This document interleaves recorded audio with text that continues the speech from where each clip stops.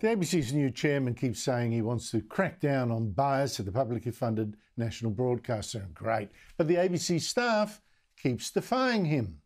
You take the ABC's Paul Barry last night. Barry's Media Watch show is supposed to be about bad journalism. Instead, he's long hijacked it to simply attack opinions he doesn't like. Conservative ones, Sky News ones. And last night he thought it terrible that Murdoch media journalists were upset that anti-Israel protesters here were waving the flags of a banned terrorist group, Hezbollah. Meanwhile, as all-out war between Israel and Iran edged closer and there was talk of bombing Iranian oil facilities, back home the biggest fuss was about something much more trivial. With a handful of protesters flying Hezbollah flags and carrying pictures of Nasrallah, sparking outraged front-page headlines in the News Corp tabloids on Tuesday. Well, actually, people in Australia supporting a terrorist group isn't really trivial. Not to us, not in our context. And supporting Hezbollah and other terrorist groups so brazenly like that, no shame, no fear, that's not a trivial matter at all. Now, last night I gave another example of a senior ABC reporter using this time a dodgy claim by a terrorist defender to accuse Israel of killing not 40,000 Palestinians, but 4 times that many. Complete bollocks.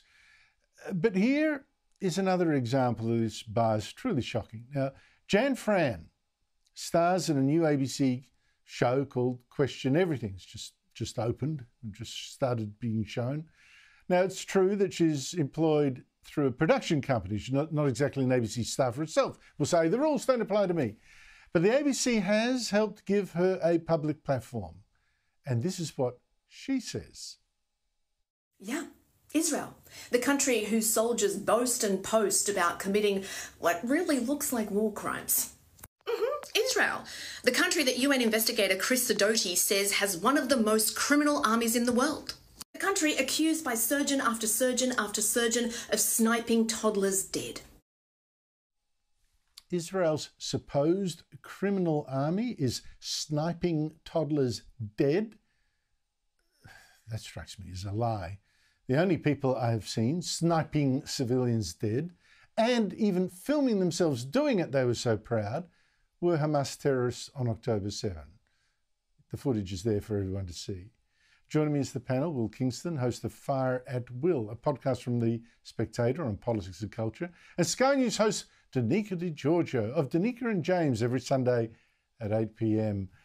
Will Kingston, what the war against Israel, I think, has shown is that Australia has a deep cultural corruption now. You see it in our streets, you see it in our ABC, you see it in our universities. It's serious. Well, the cultural corruption isn't limited to Australia, Andrew. It is across the Anglosphere, and we have to ask ourselves why. The reality is the conversation around this conflict now is not really about the conflict. The conflict is just a blank canvas upon which people project their thoughts about all of the cultural trends of our day and age.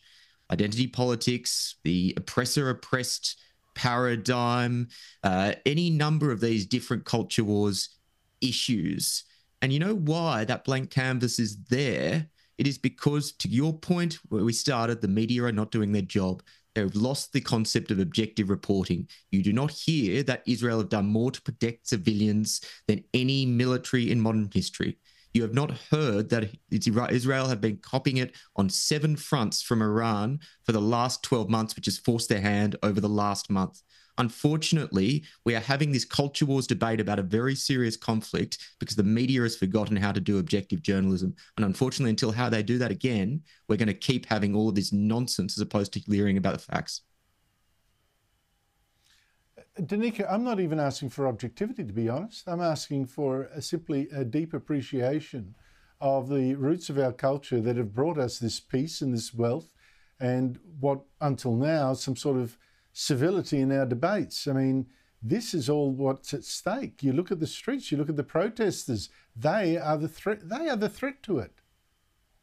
Oh, absolutely, Andrew. This is the threat. This is what is deeply dividing our nation. And the fractures really began, if you look back to October 9 last year on the steps of the Sydney Opera House. That's when the discourse began, and It has crept up. It's crept up since then. And now it has culminated in last weekend when the flags of a listed terrorist organisation, a barbaric and murderous terrorist organisation, are being so openly and freely flown in the streets in Sydney and Melbourne, yet the media bias is sickening. And we've got a situation where, as you just showed there, where Media Watch, Paul Barry, are saying, well, it was nothing more than trivial. I was offended by that. I'm sure many of our viewers were offended by that. I don't want to see flags of a terrorist organisation being flown in the streets. It's disgusting and it's sickening, but the impartiality has been lost in this complete debate. The focus no longer is on Hamas, on the war that was started by Hamas. It has gone into a completely different discourse, and I do believe the media has a lot to do with it. Yes, I do think that, but I also think we need to look at our universities, we need to look at what's taught at schools, we need to look at our immigration intake. We need a fundamental revisiting of so much